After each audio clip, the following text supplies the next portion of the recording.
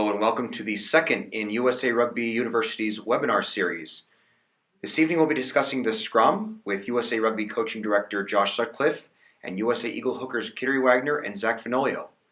Make sure to tune in after the Scrum portion of this with Mike Keating, our Medical Director, discussing the new concussion policy with USA Rugby and IRB's policies. First up is Kittery Wagner with 14 caps for the US, preparing for this year's World Cup.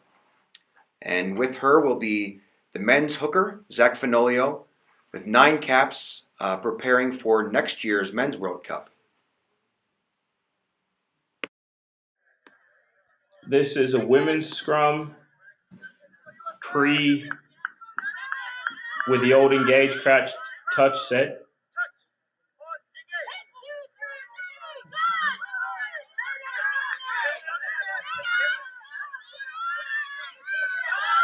Not our best scrum, but that's one example. On the men's side, this is another example. I believe it's a crouch touch pause, but you'll get the idea. First put in for the US. And It comes out. Once again, you'll see much higher velocity in those impacts. And we're going to watch 2 now of the current engage, one from the Nations Cup. And you'll just see the difference in velocity at the point of contact or the engage. Even if it's just to distribute the ball. 2 USA Eagles guarding a single winger on the open side. Let's see which side. And a powerful USA scrum disrupts. Okay, that was a slightly better scrum. And once again, I'll put these links to these scrums online as well. But you just see the difference in velocity at the point of engage. This is from the New Zealand Māori game versus the Eagles in Philadelphia. Crouch. Bind. Set.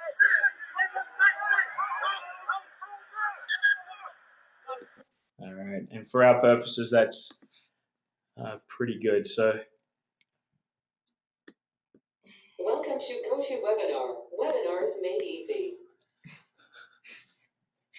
All right. So just coming back online, and hopefully we'll have no more technical difficulties. But I'm bringing Kit and Zach back. So your thoughts when you first heard about this new engage? What was the first thing that went through your head? Oh no. They've decided to change it again. All right, so I think that was probably a fairly common sort of remark. And now that you've played with it, you played under the old one, you played under the new one. What was the first thing that you thought would change, and was that actually what changed?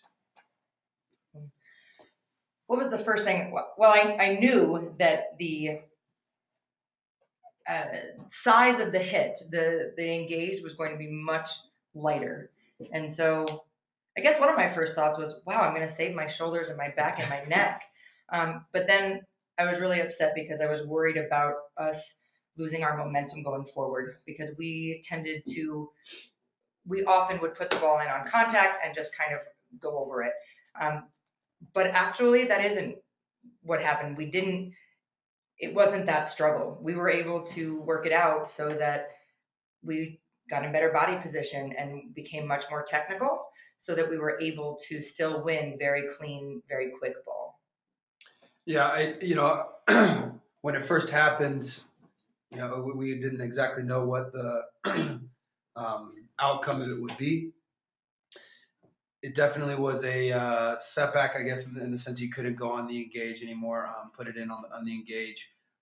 So that just took a little bit more getting used to, as well as the whole invitation to bring the ball in.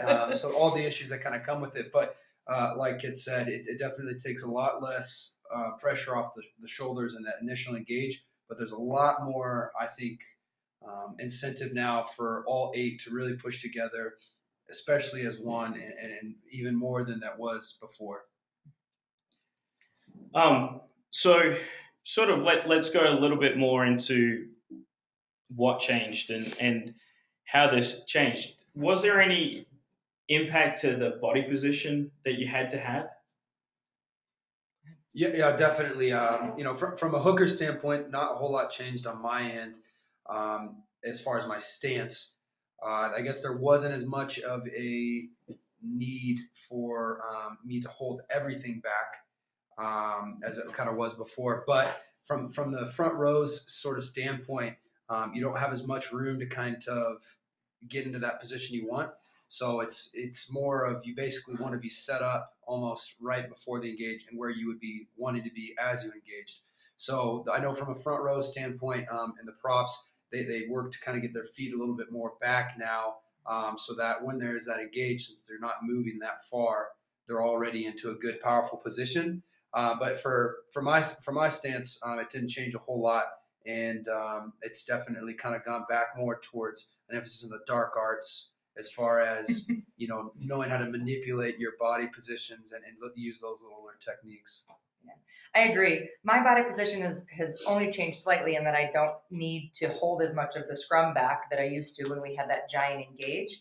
And we just had to manipulate it so we figure out how to get into our body position immediately. The big thing that's changed for us as far as this scrum is our workouts. Definitely changed the way that we squat so that we are already in that position ready to go. So you both talked a little bit about the scrum setup changing. Zach, you kind of referred to it a little more. The props are moving their feet back. Can you just go into that a little bit? Why are they doing that? When do they actually move their feet back and talk a little bit more about that? Some props, everybody kind of has their own different personal setup. So it kind of goes player to player on personal preference. But as a whole, in the original engage, there was a lot bigger of a gap between the two. So even if one was getting there a little earlier than the other, you still probably had a decent length to extend on the engage. Whereas now, the referees want you, they say temple to temple, but it's almost, ear to ear now, where you're only engaging a couple of inches, whereas before it could have been up to a foot probably. So it's that much more important now because you can't hit and keep driving, that you want to be immediately in a powerful, strong position. And so to get your feet further back in the initial setup, so that when you go that few inches, you're already in a good, strong position, because the last thing you want is after an engage, you're scrambling to get your feet ready and get into a good position. So would you say it's less of a hit on that engage and more just get into your position? Is that been the sort of change of mindset for front rowers? Not for me. But I'm a little old school. I like that, like bang 'em up sort of front row stuff. I love going one-on-one against my opposite. But no, I still want to win the engage, even though there is not the same engage that there used to be. Mm-hmm. Even though we're right there, I still want us to be technically in the right body position so that when we hit, we've won that little bit of space. Even if it is, a few centimeters before that ball comes in. And even now, you can tell, maybe not as evident as before, but you can tell who wins that engage still, because you're in just that much more of a powerful position. Whereas before, you could kind of get into a better position after a while. Now if you're not there right from the start, it could be a very miserable scrum. So, I think that sending a message is definitely a part of that engage for sure, and the front rowers understand that. But even more, it's such small room for error to then get into that skilled position to where you can really attack off of. So we've talked a lot about the front rows and their little interplay. What's changed for the second rows? I know you both feel all the pressure from them. Has that pressure increased, decreased? Have you changed the way your second row is set up? What sort of happened there? There you go. Yeah, go ahead. The pressure is the same. The difference that we're having at the international, the change, I guess, is the drop step comes from them as well, often. So drop step. So when I'm in the front row and the referee calls the set, I'm dropping my foot, so we're all engaging together. There are times now when our locks are also doing the same thing. And so that definitely changes their engage but it doesn't change mine. I'm still feeling the same pressure from them, which is what we want. I don't want to feel them after I've engaged, that sort of bumper car effect. We're engaging 8 as 1 just to try to win that engage. Yeah, no, I agree. I haven't felt a massive difference in the pressure I'm feeling from the back, and you almost want it to still be where everybody can kind of support themselves to a certain extent, even though that's not realistic. But you want to be in a good, strong position by yourself. But I haven't felt any difference in the amount of pressure or a need for different stance because everybody's kind of in a different situation now. It's pretty much still business as usual, and when you're in the second rows, you're just there to grunt it out anyway. So they're in for a tough fight anyway. So and then moving on from the second rows and moving one row further back, does the back row actually have to do something now, or are they still just And back rows are probably all going to start asking questions right now, but are they along for the ride? To be honest, because I have played international back row, I don't know if we've been along for the ride for that one. So the answer is no, I don't think they're along for the ride. Like I said before, we're engaging 8 as 1, and our flankers and our 8 are just as important. Oftentimes our 8 is doing that same drop step to get into that body position perfectly as well. I think, not to say that the Lucy's weren't pushing before, but I think if there ever was a time to make sure that everybody's switched on together, it would be with this new scrum. It pretty much neutralizes the strongest pack at the beginning, so that everybody has that equal contest and that it's for the safety. And so by everybody starting from a standstill, you don't get momentum from the engage. It's not necessarily that the flankers have to now actually contribute. It's just that everybody now has to be more on the same page than they ever were before, because while you could maybe get away with engaging and keeping the drive going, now it's all more important to keep everybody pushing together and driving together.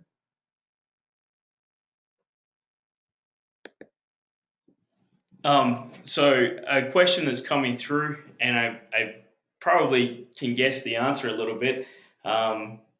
Do you have the props bind on the jersey or the shorts? Our props bind on jerseys. I'll be honest, it really messes with my strike if they start binding on my shorts and start twisting me around that way. I'm okay with my upper body. I like us to be tight across, but I don't want you screwing with my hips. Yeah, personal preference definitely is binding on the jersey, but I come from playing prop, and to be honest, the props are the ones that kind of are those big key pieces into the scrum. So my goal is always to make sure that they're comfortable and I can work off of that. But I do feel that the most effective scrum is when everybody's got their strongest up here. You're not manipulating that by bringing your strengths behind you. So bringing that strength up into your shoulders by having a higher bind, I think, is more productive, as well as keeping our hips a little bit more free so that we're not kind of getting twisted around. But I would definitely say jersey would be my personal preference for sure. Just going on with that, jersey versus shorts. Looking down through the levels at the international level, everyone comes to the table with a certain set of skills or abilities. As we go down to a D1 or a D2, and I know both of you have helped out with youth in different ways and colleges and stuff. Do things change as you go down through the levels? I would love it if we could say no, they don't. But yes, there's definitely some changes, and depending on the coaching. I've worked with coaches before that really think that the best way to keep your scrum tight is to bind on shorts and have your hooker even bind low on shorts. And so, yeah, I would love for us to all be able to bind the same so that we're growing together through the levels. But that's going to take a lot of us getting out there and coaching after we retire from playing at this level. Yeah, it's been actually a really cool experience to be giving back and coaching. And most recently, I just have started coaching back at my old high school. And to me, what's been the most surprising actually is how fast and quick at the youth you are to pick up things. And at times, it's almost they find it easier to pick up things and learn than when we get to the national level. It just, you have that fire to want to keep learning. It's such a new thing. So I kind of get caught in that battle sometimes of how much do I hold back, or do I just kind of give them everything and see what gets picked up? Because, they actually do surprise you. I think it's important that you're teaching positive and proactive technique and habits. There's definitely kind of that new age versus old age, especially when it comes to the scrum. It's the most archaic type part of the game. And there's definitely some disconnect between the newer style, more modern play versus the older play. And I think that, while you have personal preferences for binding and everything, I think just the attitude and the technique overall should be kind of be moving forward, not wanting to sit back on your heels, not, you're sitting on your locks, which were kind of older thoughts, but more, getting more on the balls of your feet, ready to strike, ready to attack. Those types of things I think are the more important things to kind of push through the youth. Very cool. We just had a question come in from Mark. What percentage of, and it comes down, and I think it's been very well popularized in the media. What percentage of the time on your ball do you strike for the ball, and what percentage of the time do you just try and walk over? At this point with this scrum engagement, I'm striking 100% of the time. We don't have that benefit of just pummeling over someone at the engage. So I strike 100% of the time. Yeah, I would say pretty close to that, the same. I think that with the way that the scrum again is now, it's all that more everybody driving together, but there's no more, blowing people meters upon meters back, keeping that momentum going off the engage. So coming from a standstill, it's working on getting that timing to where you are getting a drive, but also having to time that hook as well to get it back quickly. But yeah, I'd say close to 100% of the time. Yeah. Maybe a little help from the hooker or the scrum half, so you don't have to worry about it. But that would be the only time you weren't actually hooking. Speaking of hooking, do you use your right foot or your left foot, and why? Offensively or defensively? Ooh. Let's go on our ball first, and then we'll get to Kit's double swinging. Sorry. I offensively am always a right-footed striker. I have figured out in this new scrum engagement how to get my body in a perfect position to have a very easy sweep of the ball. Same, right foot. Yep. And the old engage, we really look to get quick ball, maybe on a contact put in to try and get channel 2 or even channel 3 ball. Are we still using the 1, 2, and 3, or are we more just focusing on the channel 1 ball? We're still using 1 and 2, at least for the women. We haven't really worked with 3 for a long time. Yeah, 1 and 2, ideally 2, so just an easier route back to the 8. But yeah, we still work with 1 and 2, but preferably if you can get it to 2. All right, and just in case anyone's wondering what 1 and 2 is, channel 1 would be on the left-hand side of the number 8, coming down between the lock's feet. Channel 2 would be coming straight to the number 8's feet, down between the 2 locks, and number 3 would be coming to the right of the number 8's feet. So just in case you're wondering. And I think you guys have answered this question. Props binds, it's going to sort of be different for each prop as a preference. General binding kind of on the jersey, but where they go from there is sort of communication between all of you. I think it's also a preference. There are some of us that like short binds, that are stronger when we're close in here. And then there are some who like a little bit of a longer bind and feel like they're okay being a little farther over on the jersey. I personally I like a short bind. I feel like I have much more control when I can have my props like this. And I have some props that bind on me in a similar way because they feel comfortable there. It definitely depends on the prop you're also at. As a tight head, you want to be, kind of get off on your own a little bit and want to get into a good, stronger, powerful position. So I've had props who actually don't even come all the way around. They just bind on my back, on the shorts there, so that they can get that shoulder up and even more pronounced, so that they can, keep that outside out. Whereas the loose head would maybe want to be more kind of tight in on my shoulder, so we're kind of more working together. So there's different dynamics that go on with the two. And tactically, depending on where you are on the field. So I think that, that all kind of has to come into play. I'd say one of the biggest things, though, to maybe kind of focus on would be the tendency to want to get as tight as possible that you're literally ripping the hooker all around. And you want to minimize the amount of movement that goes on in a scrum. Yeah. You know, and you can talk to any front rower, the most successful scrums that you've been a part of, or when there's just everybody clicks, we work together, and there's minimal movement both before, during, and after the engage. And so there's that tendency to think that you have to be as tight as possible, that you literally rip the hooker around, and that's not productive because it throws us off from where we're at, and then we're in a different position than when the prop originally tried to bind. So that understanding of, you know, you can still have a good, tight, powerful bind and not be ripping and moving around a bunch. So just talking about that prop, we've got another question come in from Podrick. It's more about the change. If you watch rugby from the 70s, 80s, and 90s, you used to see the hookers stand there in the middle, hands up in the air. Mhm. The two props would come in and almost wrench that jersey off. And now the hooker's standing there in a semi-crouch position. Why are we doing this? For me, that's the most comfortable for all of us to set up. It also keeps me crouched a bit. I know personally, I have a tendency that if I don't start in that crouch and I come up to bind on the props, that I will be more upright when I go to actually scrum. So for us, when I work with my props, I actually ask them to come down to me as we bind. They don't need to climb under my arms or anything, but just crouch a bit with me so that we're all in that same body position. I think, that's the biggest thing, is get everybody on the same page from the beginning.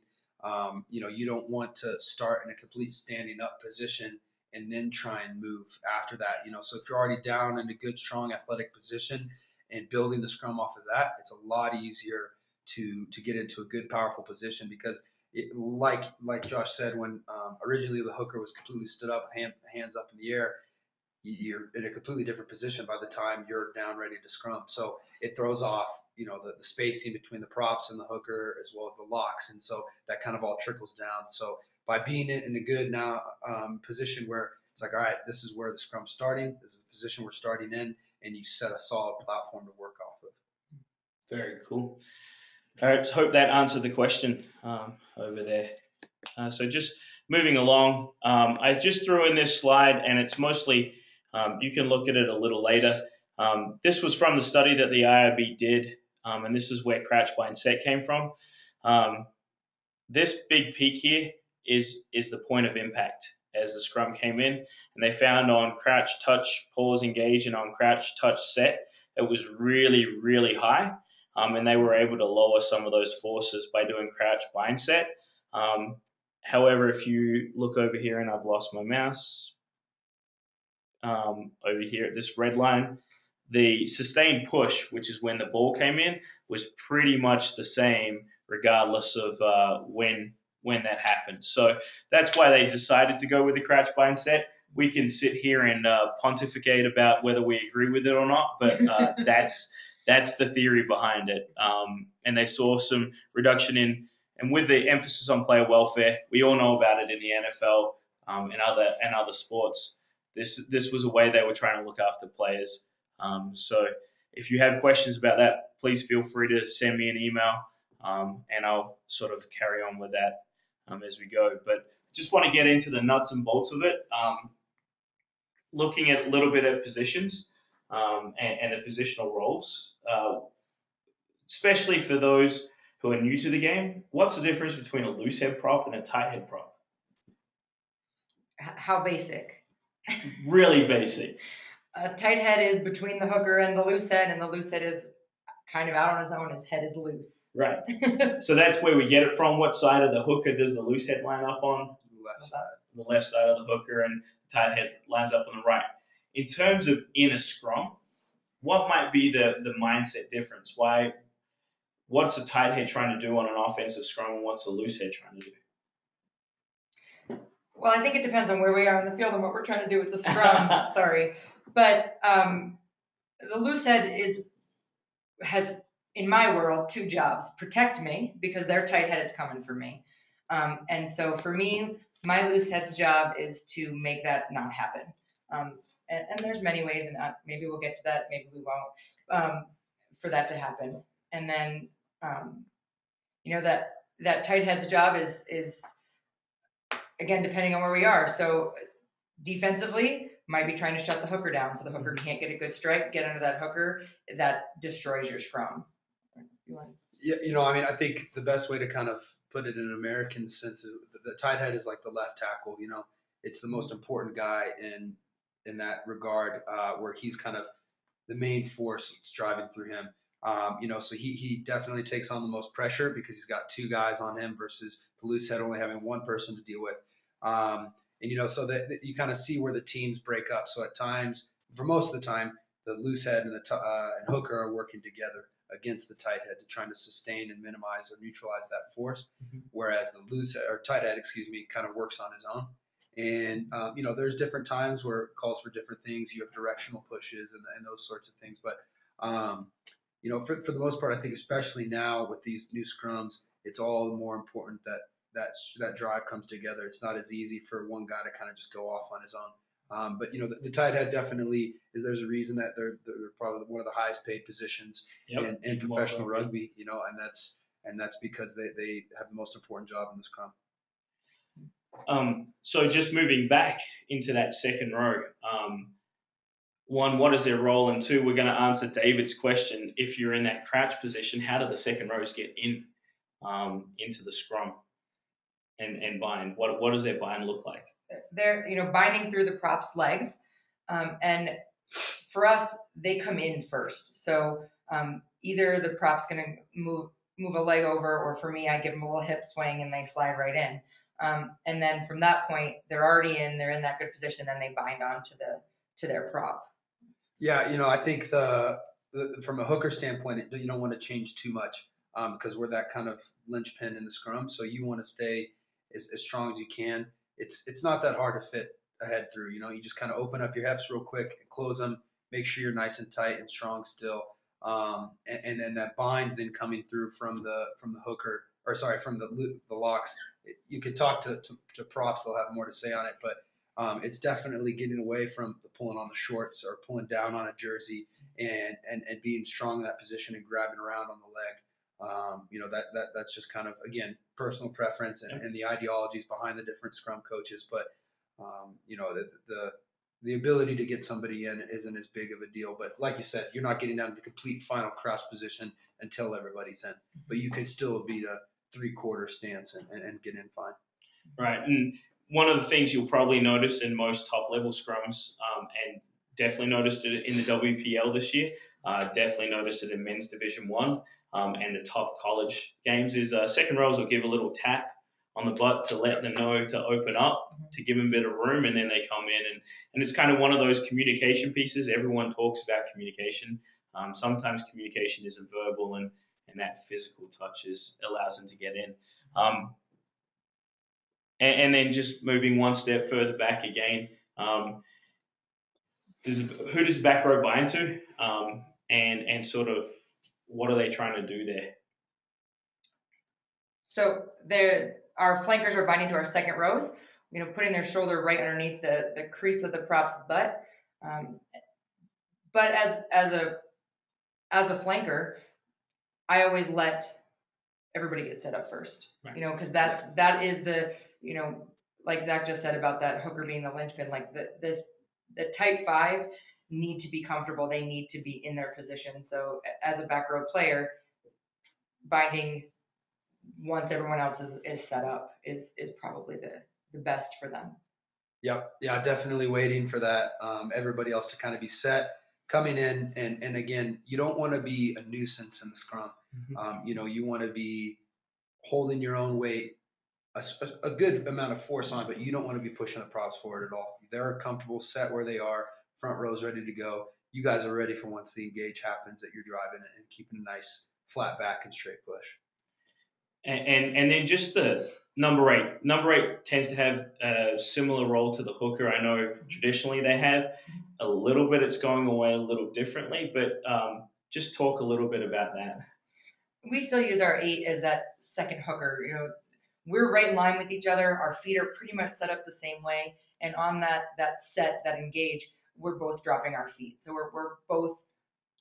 At this point, the 8 is almost helping us hold that scrum back, and then allowing, it to be released at the same time that the hooker is. Yeah, and I think too, maybe the one difference you could look at it is where the hooker is kind of holding back and then releasing that in. The 8-man is then driving that force through. And I think that what's the unique thing about that position is that you are kind of the commander of that at the back. You kind of feel where we're most vulnerable, where our best force is coming from. But as far as keeping it all together, again, it's making it so, like Kit had said, it's not that bang, bang, bang impact. You want it all just one hitting together. And so that kind of all finally comes through at the back with the 8-man. So I'm going to jump over the last point, which was the strategic role of the scrum, just to hopefully get into a couple of other things, because I think these two will probably talk for about 5 hours about. I could talk about scrums for days. Yeah. Let's just go into training for the scrum. Off the pitch training. You mentioned it earlier, Kit. It's changed. It's for the front row especially. What has sort of changed, and what do you do off the field? Just a quick synopsis. So I think the two things that have changed for me personally in the front row is the way we squat and the tempo at which we're squatting, because we no longer have that sort of just hit and go. We have to hit and hold, and we need to be able to explode from that held position. So there's much more of that very slowed down hold and then explode out of it in our squats now, so that we are able to do that when we hit the scrums. And also we've been working to be very strong in our shoulders and our backs, so that we have, once we're in there, we are able to manipulate the way that we need to. I think you called it the dark arts. Yeah, Zach was definitely talking about the wrestling and that sort of aspect. Does that change the way you train? I don't necessarily know if it means it changes the way you train as what you're kind of emphasizing a little bit more on. Okay. There's a lot more time spent with, those individual kind of smaller units within the scrum. So, those 1-on-2 type situations are very, very helpful to work on not only your overall strength and power, but how you're using your body positioning, the head placement, the way your shoulders and arms are being used. Those smaller things are way more important now and really need to be focused in on. So it's definitely been an adjustment to get used to, and so it's required a lot more focus and attention, because it's completely different than a year ago, the mindset. So, but I think that again, working on getting into that low powerful position, and then again, how much power you're able to generate from a standstill position, and that comes from the 8 working together all as one. I think that's been the biggest thing that I've noticed for a truly successful scrum, are those that can really drive all 8 at once, versus the ones that are still kind of, the front row, and then there's the locks, and then there's the back. So off the pitch, you both think gym work is pretty important if you want to accelerate as an athlete towards that top level. Absolutely. And another thing to work on for up and coming hookers is neck strength. I use my neck more now in this scrum engagement than I ever did in the last one. I never used to think about where my head was. I thought about where my head was going. I didn't think as much about it, and I didn't think about how I could use my neck and my head to manipulate the other hooker. And now, if I didn't have the neck strength that I do, I wouldn't have the ability to manipulate the other hooker. Well, it's even before engagement, that battle for head position is going on now. You guys are closer than we are too. Yeah. We've been allowed. We may not be forever, but been allowed to at least be like a little bit further apart. At least this far apart in our heads. Yeah. Well, you're basically almost engaged touching now, and so that battle for that head position is massive now. And then during training, you were talking about the 2v1s, and I think, and forgive me if I'm wrong, Zach, but what he's talking about is the one is a person in a good scrum profile by themselves, and they're driving against 2 offering pretty good resistance, but not absolute resistance. And it allows that one person to sort of work on. I think the cadence that you all work with, so that's both verbal and nonverbal, where there's that squeezing aspect where you're coming together, tightening, getting low, and then that verbal of the actual drive going forward. And so working on that on your own, and then building it slowly with the rest of the team so that everybody's on the same page. And how often during a week, and you said, Zach, that the most successful teams were those who pushed as 8. How often do you need to train the scrum do you think, to be successful with this new cadence? As often as possible. I think definitely forwards have their set piece training when we go off and do our scrums and lineouts, and it's very important to get everybody in that might be in and get how you feel together, and because every prop's different, every hooker's different, every set of locks are different, and so getting that tight five especially together to feel each other and know how we're going together is really important. Yeah, completely agree. And if you can look at the statistics, you don't get a whole lot of attacking ball off of scrums, but the difference of having a positive go forward scrum versus being on the back foot and how much of a difference that makes. I mean, that's a difference of points when it comes down to it very easily. And so, as much time you can spend on practicing and preparing with those scrums, the better off you'll be. Very good. And then I'm going to jump to the last point on here, mental training. Do either of you use mental training in preparation for the scrum? And if you do, what is it? Yes, a lot. I do a lot of visualization stuff about how to react to how to react to the scrum as it's happening. And then I definitely, once we got this new engage, went home and did a lot of thinking about how I was going to use this to my advantage so that I could then manipulate the situation to make it better for us. But that visualization is something that I use probably more in my lineout throwing. I know that's not the topic one right now, but visualizing scrumming is as useful and helpful. Yeah, I was going to say, I mean, I definitely find most of my visualization coming from the line out throwing. But there's always a nice, it's a good way to get mental reps, so you're still getting a good workout in for mentally at least, where it's not as taxing on your body. You can't just do 1 hour, 2 hour training sessions for scrums every day. You'll just kill your body. But you could definitely still get a good amount of work out of just mentally preparing and kind of thinking through the different processes that your body's going to be going through in a scrum. It's a very nice technique to work on. It takes a lot of skill though to be able to do a good job at it. And I'm going to jump around a little bit here because we are running out of time, and I don't want to take up too much of these two players' time. But looking at new players, how do you introduce them to the scrum? Especially young players, looking at youth players maybe, or maybe new college players. Mm-hmm. So, I mean, I think building the scrum from one-on-ones up, okay. Even as basic as just one person by themselves working on their body position, being given some resistance to feel how their body reacts under some kind of pressure and tension, and building up those, 2-on-1s, 2-on-2s, 1-on-1s, just to start to feel what it feels like to have your head in someone's chest and feel the way your body reacts when you're pushing against someone else. And yeah, I think that working on the scrum profile is massive, and that's been very much the kind of cornerstone for building a scrum is first making sure that your own personal profile, and that's the same for every position pretty much, having that flat back, being on the balls of your feet, ready to kind of attack and drive.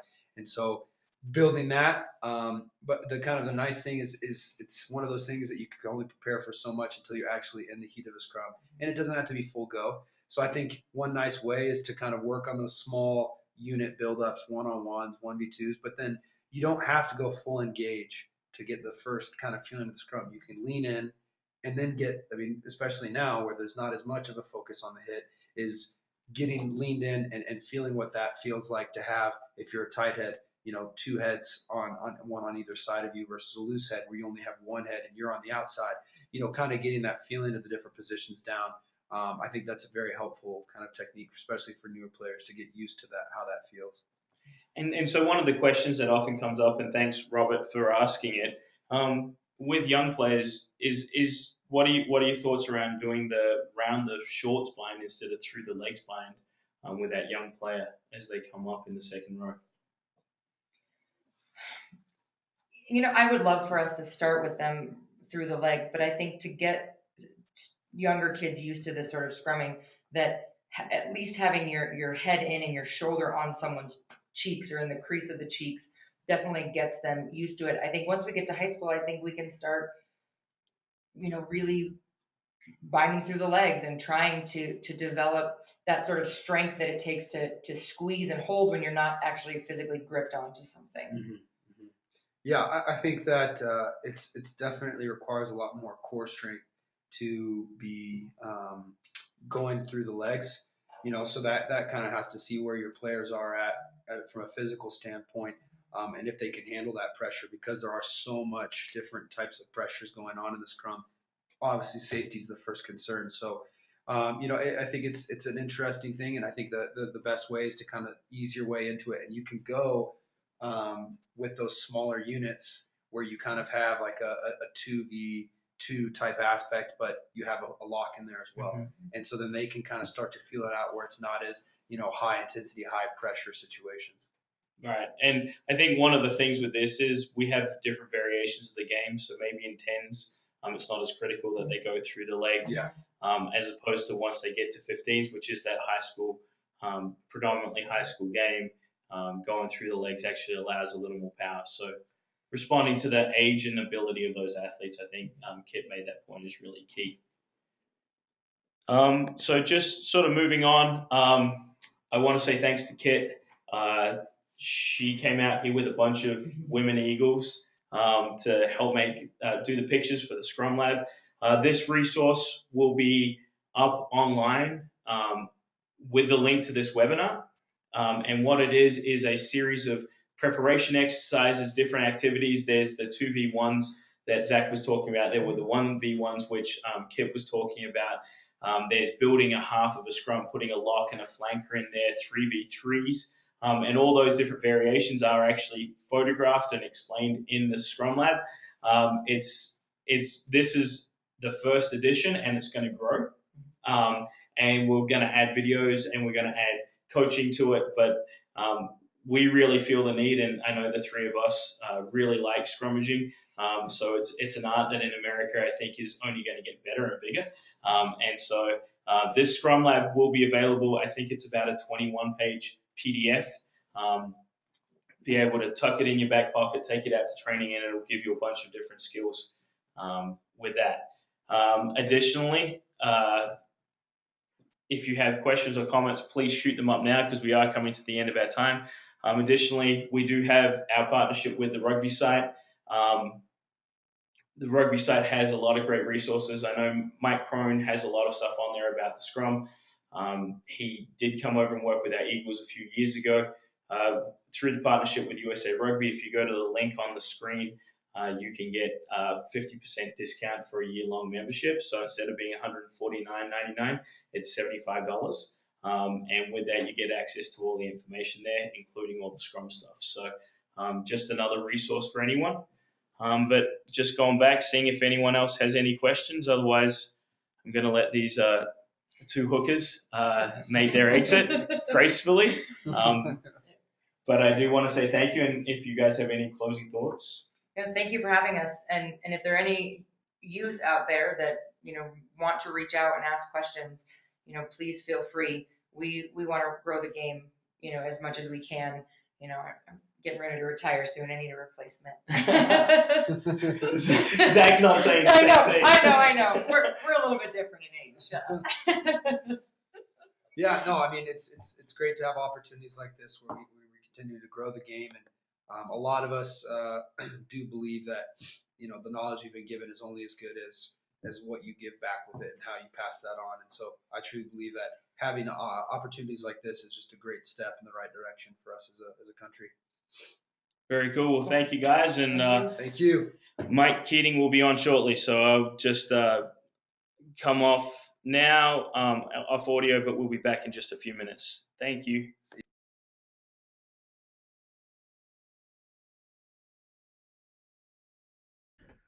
Welcome, everyone. Mike Keating here from USA Rugby, Director of Medical Services. Tonight, wanted to review and go over some of the current guidelines for concussion updates, return to play policy, answer questions, any questions I may have. I know Josh will field those at the end. I just did this similar presentation that I'm going to review tonight at the recent National Development Summit in Philadelphia. That was kind of covered all these topics topics I'm going over. So keep your questions coming, but just know that I'll probably go over most of them by the end of this talk, and when that comes, I'll put on the webcam and go from there. But I want to start with this presentation here, and again, just kind of doing a review of everything that we have with the USA Rugby and the IRB that's going on. So one of the questions we get all the time is, why are we, well, hold on, I'm having trouble going through this, and I'm going to show you a quick video here of why concussion is such a big deal in sport, particularly rugby. So this is a professional match, and we'll take a quick look here, and we'll show some angles, and just take a quick look. It's the player in the blue, and watch him stand up here.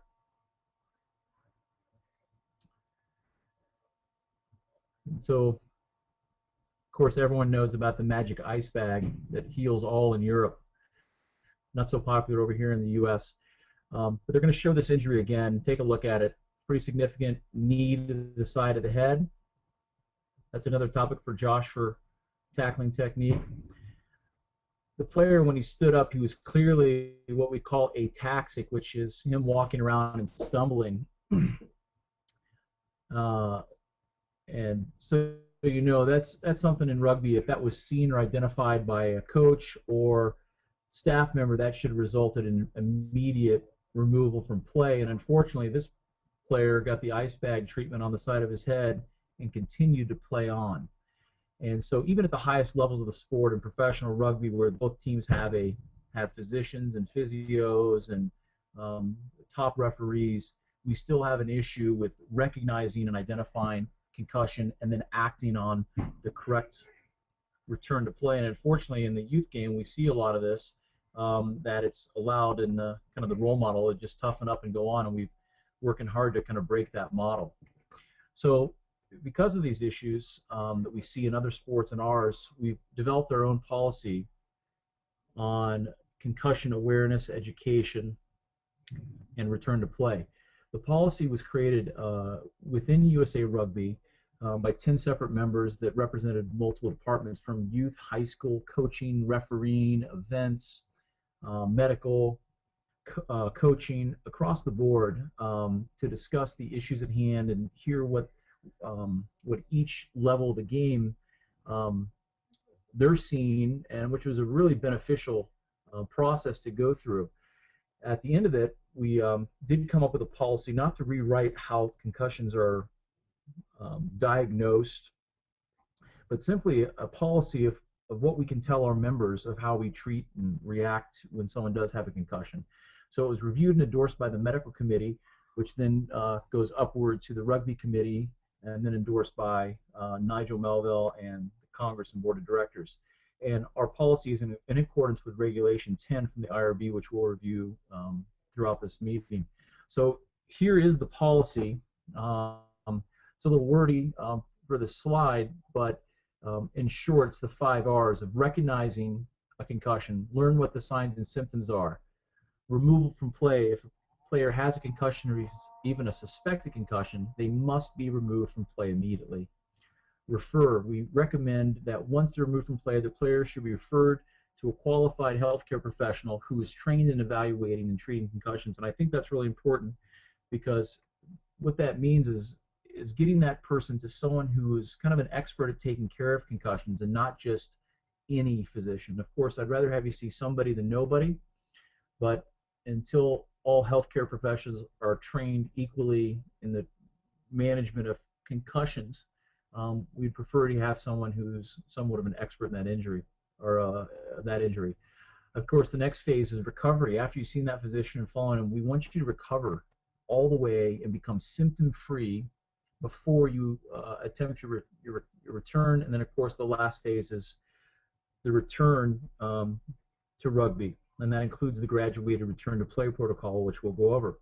So when we came up with this policy, we were pretty excited and stoked. It looked good, and we had this poster that came with it that our marketing department came up, and we did this. And when we came up with it, I sent it out to the IRB, their chief medical officer, and I was real proud. And I said, hey, take a look. We're going to announce this next week. And Martin Raftery came back and said, great job, guys. we're really happy. I like it's catchy, the 5 R's. We went over in November to Dublin to a medical meeting, and Martin Raftery got up in front of the audience of the General Assembly and said, "We have a new policy on concussion. I'd like to introduce it, and here it goes." And he put this on the screen. So he took our 5 R's and added another one and went to the 6 R's. So first I was a little bent, but then I realized that it was flattering that we were on the right track and they could borrow some information that we had. Again, not that we created any of this, but the uniqueness of the 6 R's. So the good news is we're in line with the IRB as well. As I mentioned, we have some good materials that go along with it to hand out to parents, players, coaches, administrators. We can get them if they have a locker room, or we can get them printed up on a sticker size to get to people, a magnet. And we have one with a male athlete on the cover. We also have one with a female athlete to kind of make sure we're addressing both genders. But finally, something that's kind of specific to rugby as opposed to rugby having to latch on to American football or ice hockey. And of course, again, we made this cool poster, and what did the IRB do? They came up with their own. I still think ours is a little better, but again, we have more resources, which is great. The more we talk about it, the better. Now, we talked about Regulation 10. This is the cornerstone for what USA Rugby and the rules of the game in general that we follow. And if you look at this, it says this: all players diagnosed with concussion during a game or training must be removed from the field of play and cannot return to play on the same day. They also must complete the graduated return to play protocol as described in the IRB concussion guidelines. Again, we'll go through that. But the key point is if a player is diagnosed with a concussion during the game, they must be removed and cannot return to play on the same day. The second part of that, if you look down, is all players who are suspected of having a concussion during a game or training, at which there is no appropriately qualified medical person, meaning that there's no physician or athletic trainer there who can distinctly make that diagnosis of a concussion. They should also be removed from play and not return on the same day.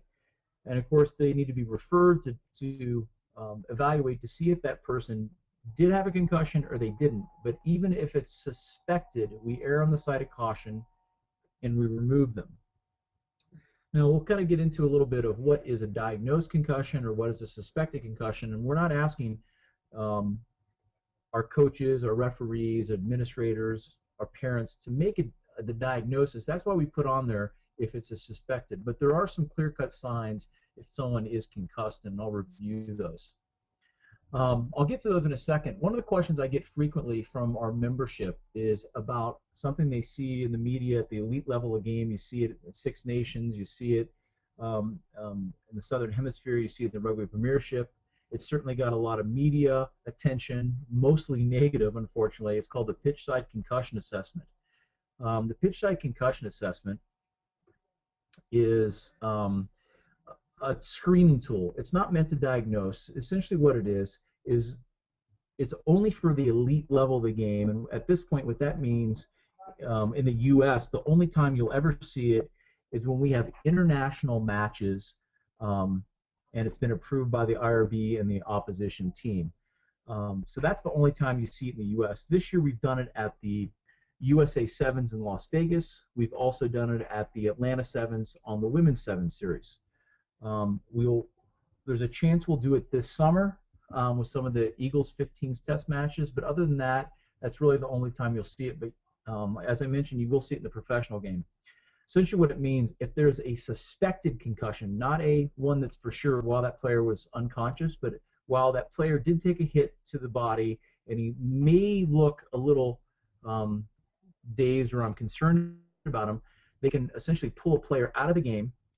The medical staff use a tool, this Pitchside Concussion Assessment, which takes 5 minutes from the time that they leave the touchline to complete and go through that exam.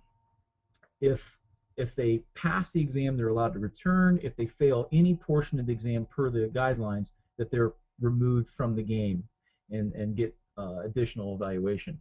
It is a trial. and they're continuing to conduct research. But at this point, they have had good results. Hold on 1 second here. So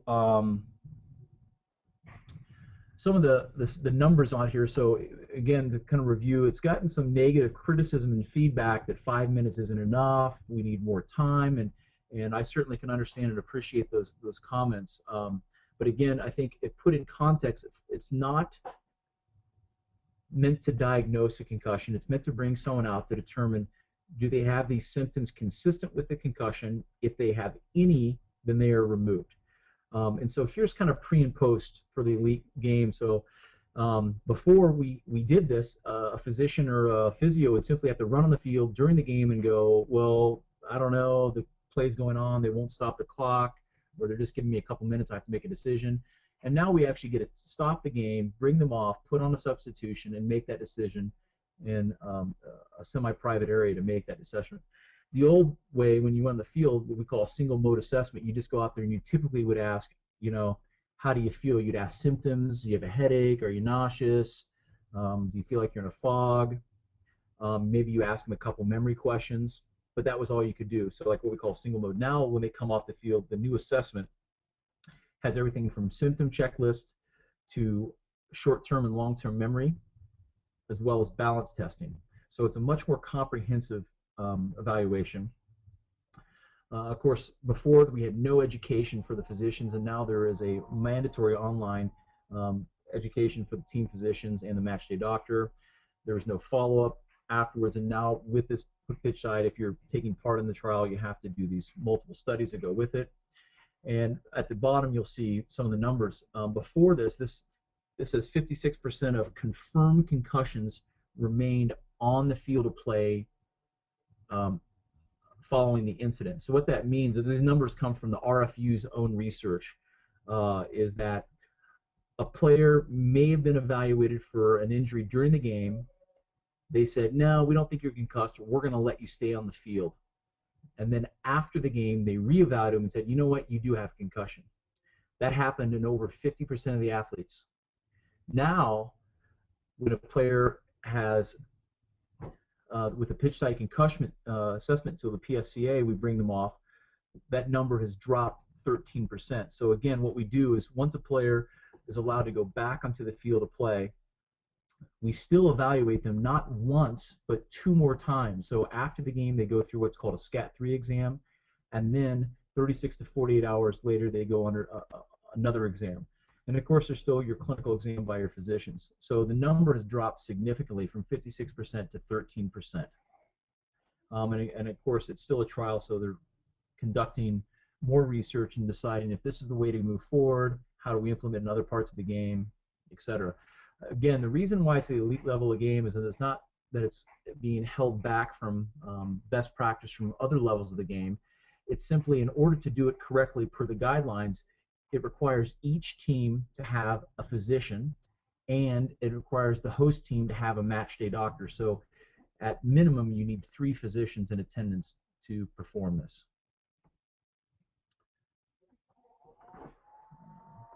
Let's give me a second here, move on. I mentioned this got a lot of negative publicity. I'll show you a video here where it really came into light here. Genia. Now it's George Smith all the way. He ready to hit it. And George Smith is out cold. It's not the way it was supposed to end for George Smith. My goodness, he took a terrible blow there. Nothing wrong. Yeah, big head clash.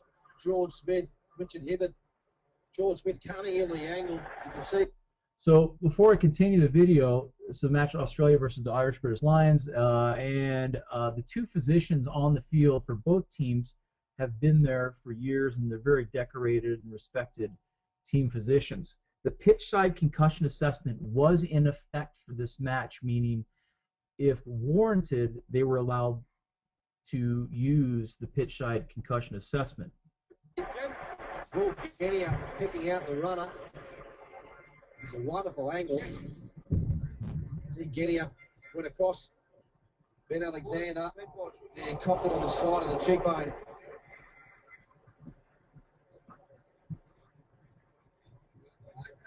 Unfortunate there for George Smith. Yeah, Georgie's an extremely tough play. They've done him to get him up here. Whether he stays in the field or if he goes off, he's going to be very sore, man. Concussion rule. He's got some time to get over the collision.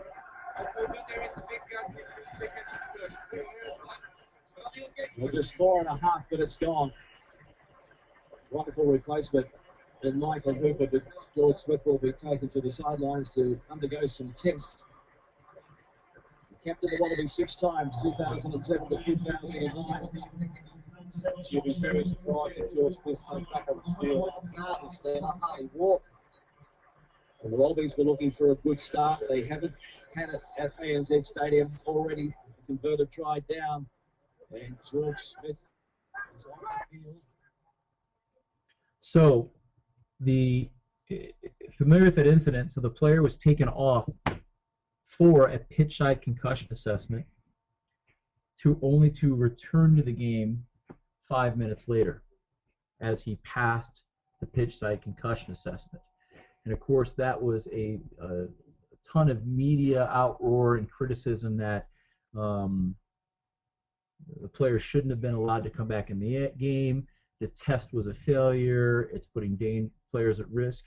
And of course, I think all that criticism is probably warranted to a degree. But a couple things to remember: the pitch side concussion assessment is only for people who have a suspected concussion. Some of the things that would preclude you from doing that, we'll get into, is if someone is unsteady on their feet, or what we call ataxic. And you could clearly see that the player, as he was being walked off with the medical staff, was uneasy on his feet. If that is the case, the player should have never had the pitch side concussion assessment and should have been immediately removed from the field. So as good as any test may be, no tests are without human error on that incident. So the error, I don't think, was in the pitch side concussion assessment on its own. I can't tell you how it was administered or what the results were, except he returned. I can tell you that he never should have had the pitch side concussion assessment, that he should have been immediately removed from play. So enough of the stuff for the elite game. Let's talk more about what do you need to know as an administrator, meaning coach, referee, player, and of course this is some information if you're a medical healthcare professional on the call you can relay as well. So what is a concussion? So a concussion is a traumatic brain injury. Oftentimes, as we see in some of these videos, it's a direct blow to the head. However, it doesn't have to be a head-to-head contact. We see this frequently. One of the areas we see it most frequently is believe it not, in sport, where we see it in the military. When these IEDs and explosions go off, these soldiers are getting concussed just from the sound waves of this. So we know that it doesn't have to be a direct contact to the head. However, that is the most common cause in rugby. However, a hard tackle that can cause the whiplash mechanism certainly can cause it. It does cause disturbance to brain function. It does not cause damage to brain structure. One of the questions that or concerns we hear frequently is about bleeding in the brain. Where does it bleed? And the answer is concussions don't bleed. If you have a bleed in your brain, you're in big trouble, because that means you have usually a subdural hematoma, and that's one of those life and death situations. The other thing that you need to know is that typically people will say, well, let's go get an MRI and see if you have a concussion. So imaging, MRI and CAT scan, rarely ever show any damage to a brain with a concussion. They're almost always normal. And lastly, one of the big things to know is that you don't have to lose consciousness to have a concussion. It's less than 15% have that. So again, important to know that. So why so much time on this? I would tell you that we take it very seriously, and we're putting a lot of steps in place. I would say that it's not that concussion is becoming more common in sport. I think we're just realizing, as it's such a difficult diagnosis to make, and now we're finding some of the after effects that are potentially linked with concussion, that we need to do more to protect our athletes. and it's a very popular topic. It's kind of like the new steroids or performance-enhancing drug we ran into 10 years ago. So obviously it's a very sensitive organ. It doesn't recover quickly. We know that if you have one, you have an increased risk for a second or a third. The other thing is, if you have a concussion and you play with it, your risk of other injuries goes through the roof. We see what we call a brain knee link. We see people who play with a concussion and symptoms come back, and they have increased risk of ACL rupture.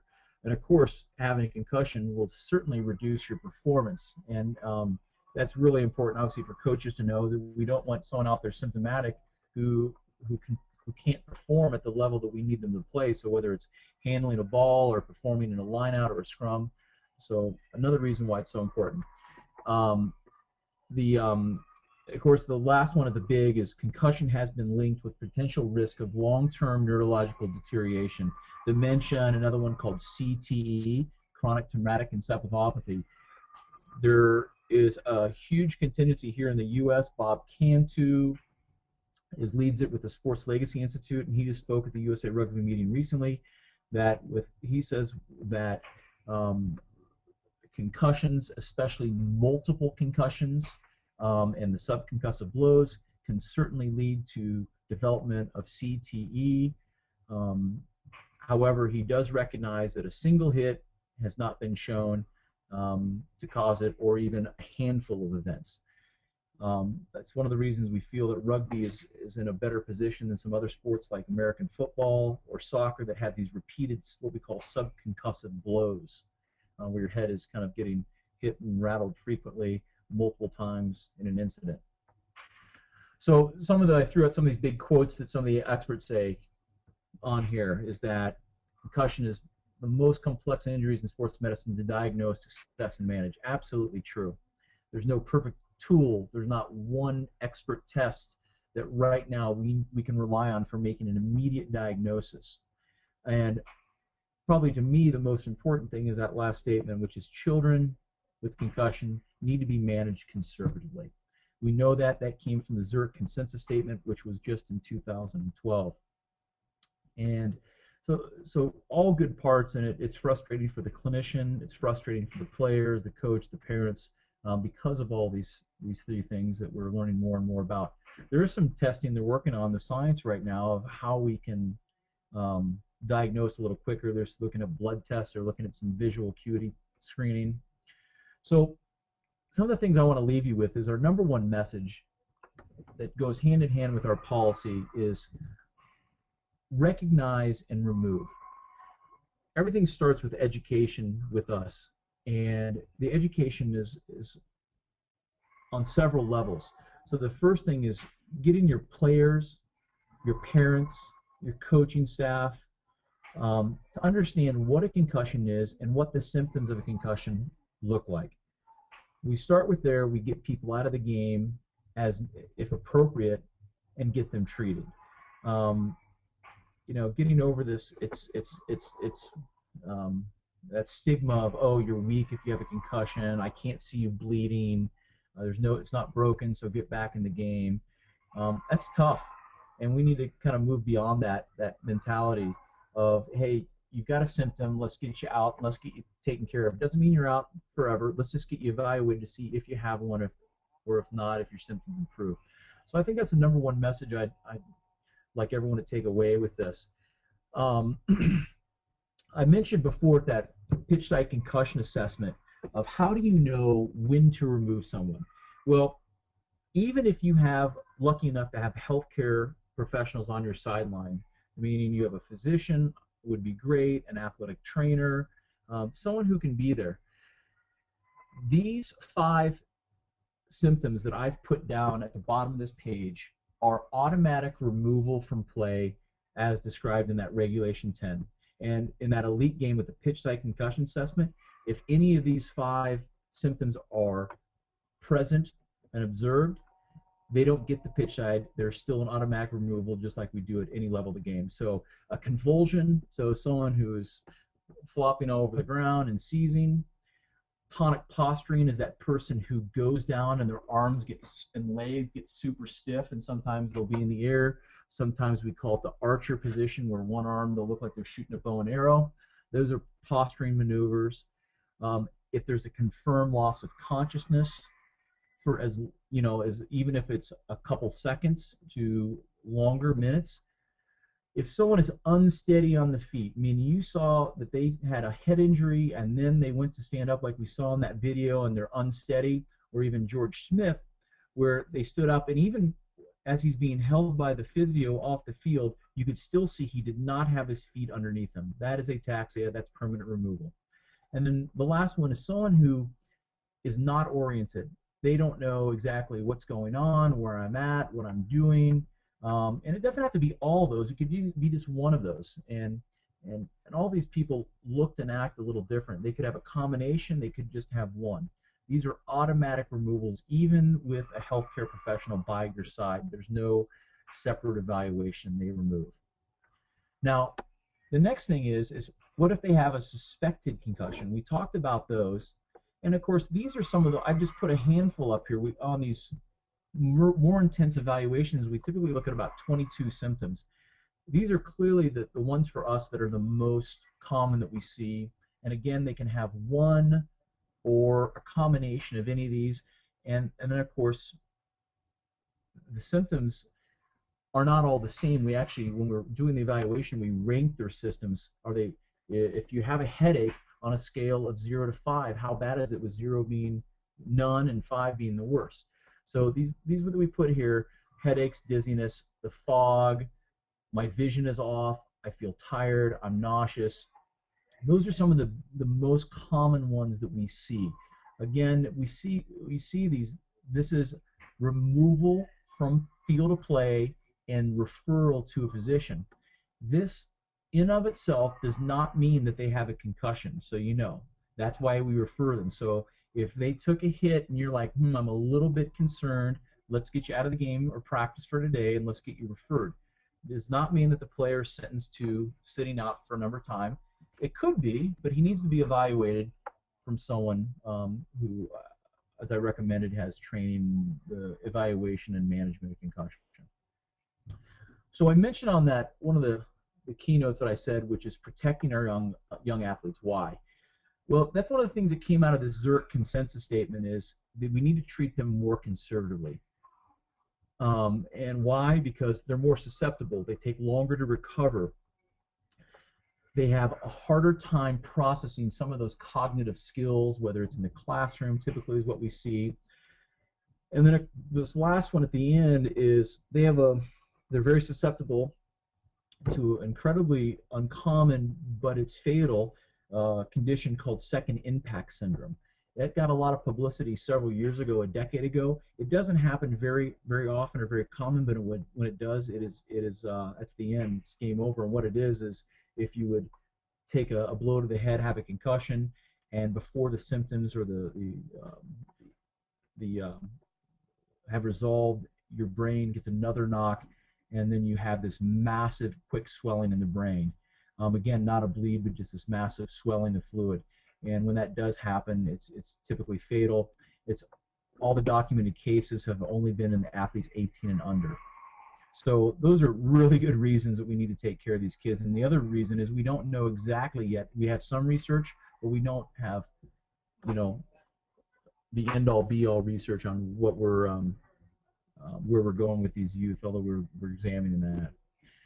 So what do we do specially and different from them? Well, again, number one is we recognize, we know those symptoms, and we get them out right away. There's no room for error on this. And, of course, if there's any doubt, you sit them out. And then lastly, we're moving to a stage here where we have different return-to-play protocols for the younger, immature athlete. Specifically, they're age-specific. They have longer rest periods, and the graduated return-to-play protocol is slower between each of the steps. The steps themselves are the same as the adult, but the steps and the time in between is longer. And it really comes back to these right here. It doesn't really change our policy, whether you're young or not. It really comes down to these 5 R's, which we talked about in the beginning. getting into like part of that, like that recover and the rest, like what is rest? And so we need to have two things that we look at. So rest is typically in our mind in the past has been that physical exercise, meaning, well, sorry, you can't practice today. We don't want to get your heart rate up and bring your symptoms back on. However, it also is these other ones that are so part of a young athlete's life, which is two things. One is school, and the second thing are how wired in we are right now with what I call screen time, which is, you know, laptops, TV, video games, cell phones, social media, Twitter, Facebook, all those type of things, games. And those all need to be monitored as well and modified, because what we're trying to do, just like a knee, if your knee is swollen or irritated and symptomatic, I don't let you do a lot of squats or running or jumping on it. And the brain's the same way. If your brain is irritated and symptomatic with headaches and dizziness and some visual issues, I shut that down as well. Now, the graduated return to play in more detail, it's a step-by-step program progressing from complete rest to full activity, and we use symptoms as your guide. There's no real cookbook to it because it's individual based on player to player. There's 6 steps total. You see 1 is rest, 6 is full return, and 2 or 5 are progressive from basic cardio progressing to full contact training. Some of the basic guidelines with return to play are we do not start until the symptoms are gone. So rest is as long as you have symptoms. We do not progress stage to stage if your symptoms return, and you cannot return to play if symptoms are still present. Complicated slide, but a very important one. I'm going to put up here and I'll explain this to you. This is the brand new IRB return to play guidelines. I'm going to start at the bottom where it says adults, player 19 years and over, and kind of work my way up. And the reason is that's currently the USA Rugby guidelines as we stand. So, and that's for all players, for the record. Currently, this is for all players of the game. If you have a diagnosed concussion, you need to rest for 24 hours. If at that time that you are asymptomatic, you can start the stage graduated return to play progression, which we talked about starts with light cardio progressing to full contact practice and then return to play. The way it works is you get to do one of the stages every day with a 24-hour rest in between. At if any point your symptoms return, you stop, rest for 24 hours, and repeat that stage. Hey, Mike. Yes? Just a couple of questions that popped up, and I just want to make sure we don't get too far away. If you could take a stab at answering them. Yeah. What is the ref's responsibility or role into players who are concussed, and do they have an additional responsibility as those players start to come back? And in response to Podrick's question, we'll be posting information that goes along with this webinar after the course. What was this? I didn't hear the second part of that, Josh. So the first part was what is the ref's responsibility? Okay. And then the links to where this webinar and also the presentation will be posted after the webinar. Absolutely. So it's a interesting question. We've talked about that at length within the office, sitting with from Kurt Weaver and Ed Todd and all the groups and what the responsibilities. And Ed has been on the same page with us, and it's confusing because I know the comments we get from the referees is ranging from some really want to stick in and make that decision, and some don't want that responsibility. Now, there's certainly enough rules in the guidelines, and I don't have them in front of me. Unfortunately, when Ed's on if you ever talk to Ed Todd, he can tell you right away, but the ref has the full ability to intervene and remove a player from play. You know, at one point we were making this. It's the coach's responsibility. Or if they have a medical person, it's a responsibility. And we've taken this to the next level. We recognize that this is too big to put it on one person. We all need responsibility from players, teammates, coaches, referees, and of course healthcare professionals if they're there. So I would tell you that if there's a player who's concussed along these symptoms, that's a rule of the game, guideline 10.1, or excuse me, regulation 10.1, that if there's symptoms of concussion, they can be removed from play, regardless of who makes that decision at that time. Of course, if there's healthcare professionals, we let them try to make that decision. But even still, I've had referees have to trump a physician or a physio who's making the wrong decision in favor of competition for the team. So I would have no problem in my mind, and I can tell you the conversations we've had internally within USA Rugby, that we support player welfare as the #1 priority.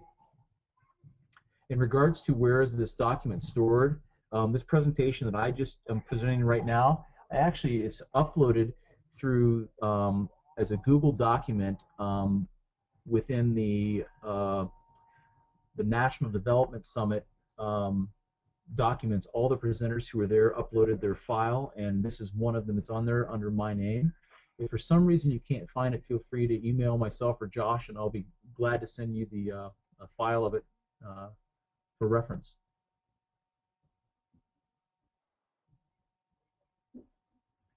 Is it okay to move on, Josh, to the return to play guidelines? Absolutely. Thank you for that. Yeah. So the current guideline, as I said, if you look at the bottom that we're using with USA Rugby for all players currently, is the bottom one. So if a player's concussed and they have no symptoms at all moving forward in this, the earliest they can return to play is day 6 post-injury. So that is the current guideline. Of course, they'd have to be symptom-free the whole time, go through that program, and pass it with flying colors. That's day 6. Now, because that we've identified in this last Zurich consensus statement that we recognize that we need to treat our youth athlete a little different, the IRB, with their concussion working group, has come up with this current return to play guidelines. It's a tiered approach. You see it's age 16, 17, 18 is in the middle, and then 15 and below underneath that. Pretty straightforward. If you're 16, 17, and 18, if you have a diagnosed concussion, you must rest for 1 week as opposed to 1 day. Again, after the 1 week, if you're asymptomatic, you can go right through to the same protocol of return to play with a day rest in between. That would put you at the earliest return to play is day 12.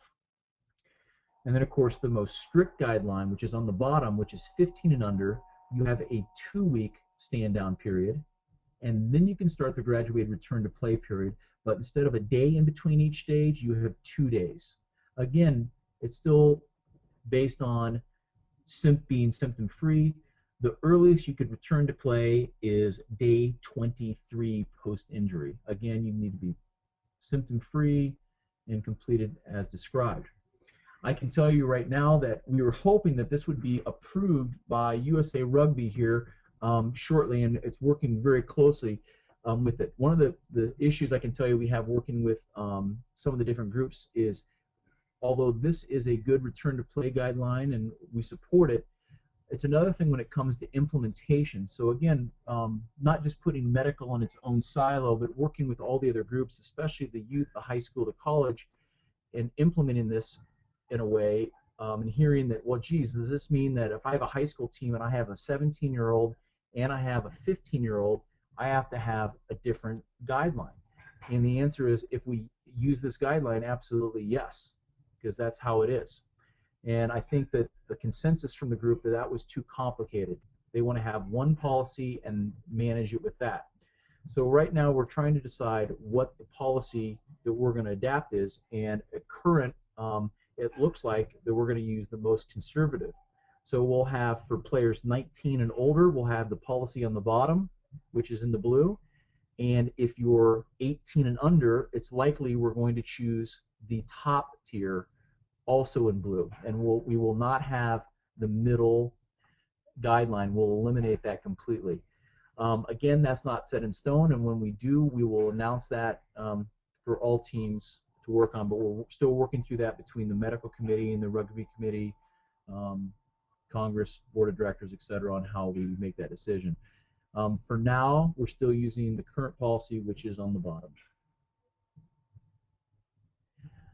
Some of the tools that you can use as a healthcare provider, coach, administrator, referee are these three that I've listed here. Concussion recognition tool, and again, we're not asking anyone to make a diagnosis. We're asking you to know, what is a concussion, what could it look like, help me out. A SCAT-3 is a more formal examination that a healthcare professional can use. There's a SCAT-3, which is for the younger kids, and then their graduated return to play protocols. If you go on irbplayerwelfare.com under concussions, you'll find all these. Here's a great example of the concussion recognition tool that came out of that Zurich consensus statement. And if you look who supports it, it's FIFA, it's the IOC, it's the International Ice Hockey Federation, the IRB. And again, we're not asking you to diagnose, but we're looking, does this player have any of these symptoms associated with the headshot? So any of these, this is suspicion to remove from play. Pretty simple. Again, it's not a diagnosis. You're just saying, I'm not comfortable, and we need to get you out and get examined by someone who's qualified to do so. You can get this again is on the player welfare website under concussion. Here's the SCAT-3, at least the first page of the SCAT-3. There was a SCAT-2 for a while, so make sure if you do have healthcare professionals that work with your teams, make sure they get the updated SCAT-3 edition. And this is just the front page of it, the several pages that go with it. There's the child version, so it's a little different. We realize that they have to be treated differently. And I did not put on the graduated return to play, but again, that is on the IRB website under player welfare, as well as a couple education modules which are excellent, rugby specific. They have one for healthcare providers, and they have one for non-healthcare providers. We have 15 minutes left in this. Josh, do you have any questions for me? Hi, Mike. Not at the moment. I thought it was interesting. I forgot to bring this up. It was you just had on right before I got on, I saw Zach Fenoglio on there, and I'll tell you about.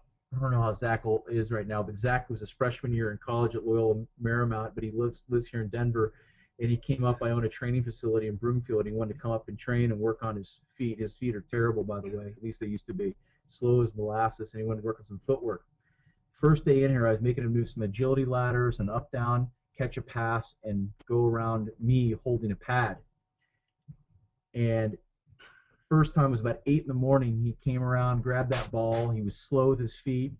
Instead of going underneath me, he tried to swim above me and caught me square in the head with his elbow and cut my eyebrow wide open. So I spent the rest of the morning at the doctor's office getting sutures and recovering from a concussion. So that's my personal recent concussion story with Zach. Couple things real quick. A couple parts of this I want to talk about that I always get. I'm going to move on. There's a great new course, IRB. It's called First Aid in Rugby. We just taught the first one recently in Philadelphia. It was excellent. Josh was part of it. And it's geared towards the layperson. This is not for healthcare providers. It's for coaches, administrators, anyone who is involved in rugby. It's something that I would highly recommend to be part of. There's an online portion through the IRB that you complete, some coursework, and then you spend a part of the day, maybe 6 hours, going through a practical online portion of the course. We go over everything from use of emergency action planning, CPR, use of an AED, splinting, managing choking, breathing, airway. It's an excellent course. It's kind of a course of a first aid meets CPR, AED, but it's all rugby specific, matched together, real life situations, and I think you go back to your team and your club, and you have a different perspective on how to plan and work with it. So I'd highly recommend looking out for that through the coaches portal that we'll deliver this year. Mike, just before you go on. Yes. We had a question from Roy Hayes. Is there any value to the Cambridge debit test? Oh, well, the King-Divick test so the question is there any value to the King-Divick test? King-Divick test is kind of new to the scene. It's been around for a couple years. I believe it's out of, the guy who invented, his name is Steve Divick, and he's out of, I think he's a Kiwi out of New Zealand. A newer evaluation tool.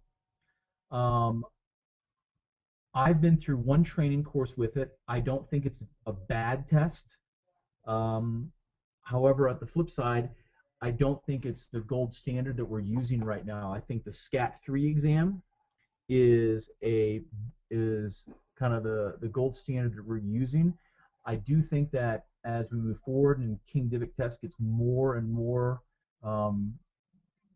test results and research, it may be something that teams are looking for, and I believe there'll be other tests as well. I don't think that I think this is a real moving target right now. We're looking at different best practices all the time.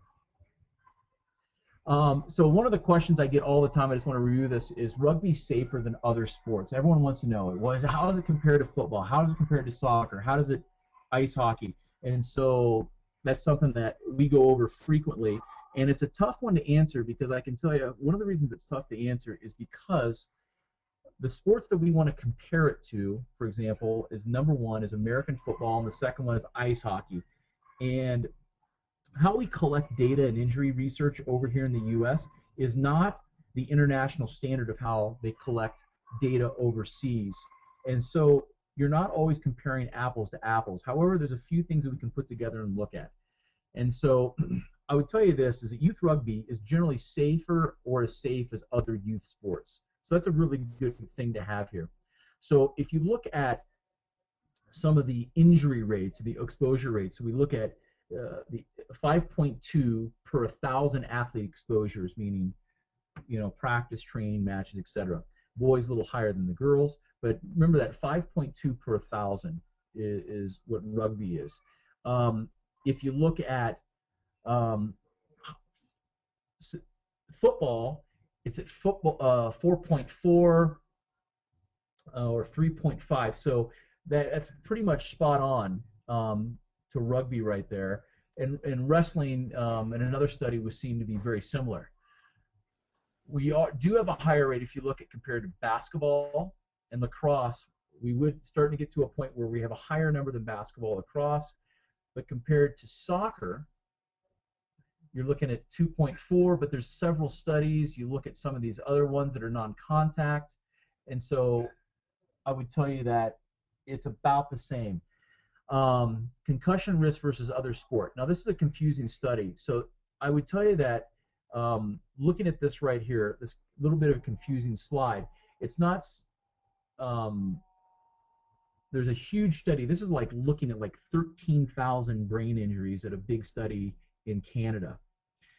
Out of all those brain injuries, rugby only accounted for 5.6 of those compared to some of those other, as you can see. Now, again, that doesn't mean that our injury rate is 5.6%. It has to do with quantity and total amount of brains or cases they examined in this study.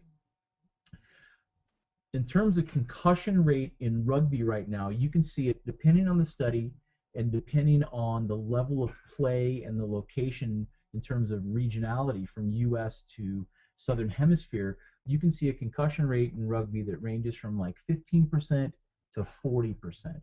So it's really all over the map. The RFU just put out their study, and it was 40% for the professional level of the game. One of the interesting things I tell you that's coming out right now, here in Colorado, there's a researcher at University of Colorado named Dawn Comstock. She was one who was involved in what's called the Rugby Rio study that was recently put out. And she's starting to find out that she did a study regarding concussion prevention that's centered around neck strengthening. And particularly with youth and the female athlete, we're finding that neck strengthening program is one of the greatest things we can do for prevention of head injury. We're seeing that for every pound of strength you can gain and lateral flexion of your neck, so side to side, your concussion risk drops about 5%. And so we knew that we're seeing it comes from soccer. We see so many injuries, this kind of floppy core that we see with females with a higher rate of ACL injuries. Same thing with a concussion injury. So I think between that and tackling technique and coaching, I think you'll really see a drop in the concussion rates in our sport. Mike. I just want to say thanks to Mike for doing this today.